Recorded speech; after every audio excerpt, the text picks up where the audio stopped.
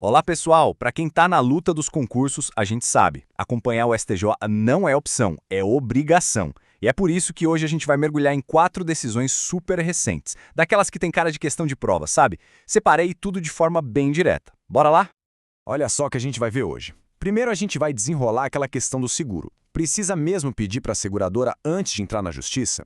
Depois vamos falar de grana, ou da falta dela, e como o parcelamento de custas judiciais ajuda no acesso à justiça. Na sequência, um tema quentíssimo de penal, como funciona o cálculo para ter direito ao ANPP. E para fechar com chave de ouro, vamos para o tribunal do júri e a validade das provas. E claro, no finalzinho tem aquele resumão para ninguém esquecer. Vamos começar pelo primeiro tema então. Bom, vamos lá. Imagina aquela situação que é um clássico, né? Não só na vida real, mas principalmente nas provas de concurso. A briga com a seguradora. A indenização não saiu e agora? O que se faz? A gente vai direto para o juiz ou tem um passo antes? Será que é obrigatório bater na porta da seguradora primeiro? Pois é, essa é a grande questão. Aconteceu o sinistro, a pessoa está ali precisando do dinheiro do seguro, ela já pode contratar um advogado e entrar com uma ação ou tem que obrigatoriamente fazer um pedido administrativo formal para a seguradora antes? Essa dúvida, que já deu muito pano para manga, foi resolvida de vez pelo STJ. E para a gente entender direitinho a lógica da decisão, a gente precisa voltar um passo e lembrar de um conceito fundamental do processo civil, o famoso interesse de agir.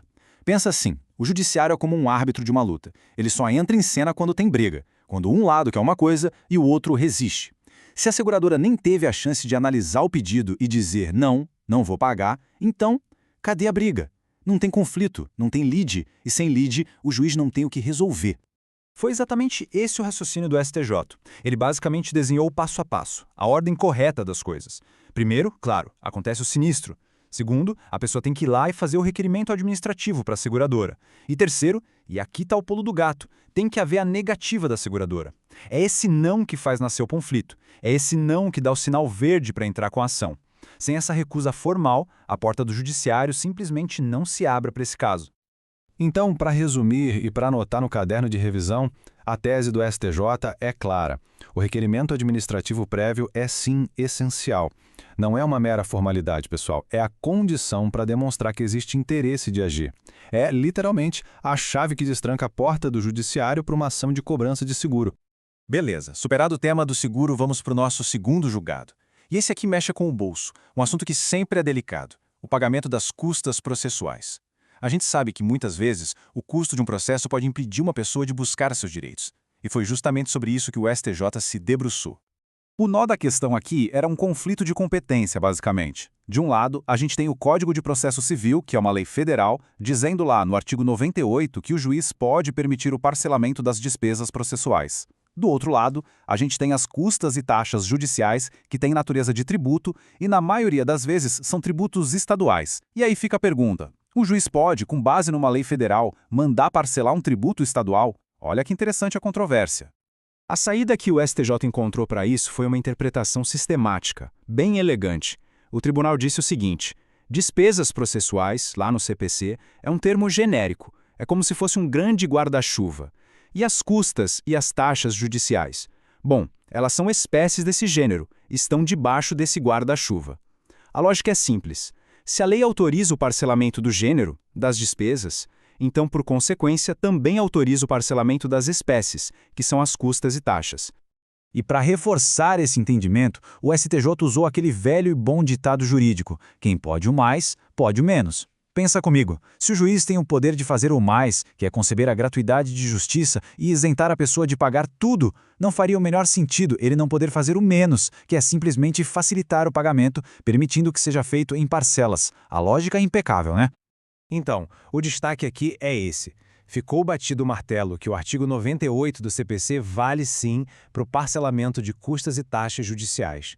Na prática, isso é uma ferramenta poderosíssima para efetivar o acesso à justiça, que é uma garantia constitucional. Garante que ninguém deixe de buscar seus direitos por não ter como pagar as custas de uma vez só. Agora a gente sai do civil e mergulha de cabeça no direito penal. Vamos falar de um instituto que é relativamente novo, mas que já é figurinha carimbada em provas. O Acordo de Não Persecução Penal, o famoso ANPP. É uma daquelas ferramentas da justiça consensual que busca resolver o problema sem precisar de um processo penal inteiro, sabe? Uma solução mais inteligente.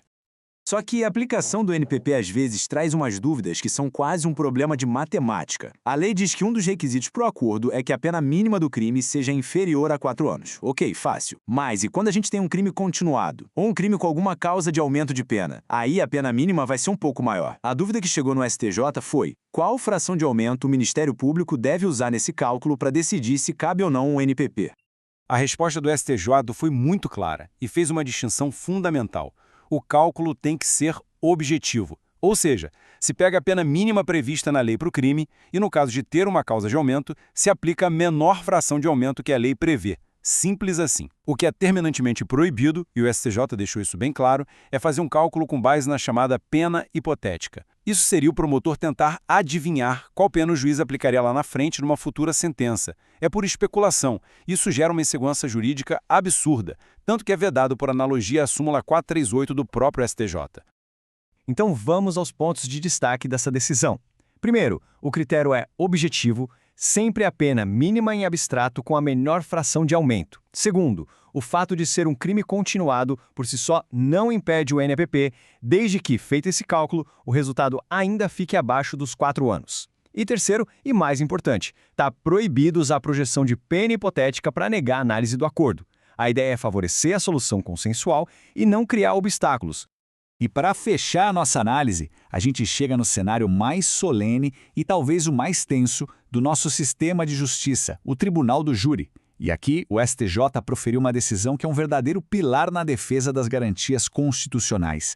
É sobre a diferença fundamental entre uma mera informação e uma prova de verdade. A pergunta que chegou à corte é de arrepiar. Uma pessoa pode ser enviada para ser julgada pelos seus pares, no júri, ou até mesmo ser condenada com base apenas em coisas que foram ditas lá na fase do inquérito policial, uma confissão na delegacia, um depoimento de uma testemunha que nunca mais foi ouvida em juízo. Isso, sozinho, basta. A decisão do STJ reforça uma distinção que todo estudante de direito precisa ter na ponta da língua. O que se coleta no inquérito policial, sem a presença do juiz, da defesa técnica, são elementos informativos. Eles servem para dar um norte para a investigação. Já a prova, no sentido técnico da palavra, é aquilo que é produzido em juízo, sob o olhar do juiz e principalmente com a possibilidade de contestação pela defesa. É o que a gente chama de crivo do contraditório e da ampla defesa. Permitir que uma decisão de pronúncia ou uma condenação se baseie unicamente nesses elementos do inquérito seria rasgar a Constituição. Seria ignorar a presunção de inocência, o devido processo legal, o contraditório, basicamente, todos os pilares de um processo penal justo. O próprio Código de Processo Penal, lá no artigo 155, veda isso expressamente. Não pode. Portanto, o destaque é esse e é de uma importância gigantesca. Tanto a decisão de pronúncia quanto uma eventual condenação não podem de jeito nenhum se basear exclusivamente em elementos colhidos na fase de inquérito. Precisa ter prova judicializada, prova produzida em juízo. É uma salvaguarda fundamental contra acusações sem base sólida e contra o risco de um erro judiciário. Ufa, bastante coisa, né? Mas agora, para organizar as ideias e garantir que tudo ficou claro, vamos fazer aquela revisão final. Um resumo direto ao ponto com as teses principais. Vamos lá, olha só que resumo prático. No caso do seguro, lembre-se, o requerimento administrativo prévio é condição para a ação. Ponto. Falando de custas, sim, é possível parcelar com base no CPC, porque custas são despesas processuais. No NPP, o cálculo da pena mínima é sempre objetivo, usando a menor fração de aumento e proibindo a tal pena hipotética. E por fim, no júri, a regra de ouro. Pronúncia ou condenação baseada só em elementos do inquérito? Nulas. Simples assim. E para a gente fechar com uma reflexão, se a gente olhar para essas 4 decisões em conjunto, o que elas mostram? Elas revelam um STJ muito preocupado em reforçar as garantias do cidadão, seja garantindo acesso à justiça, seja estabelecendo critérios claros para a justiça penal negociada ou protegendo contra condenações sem provas robustas.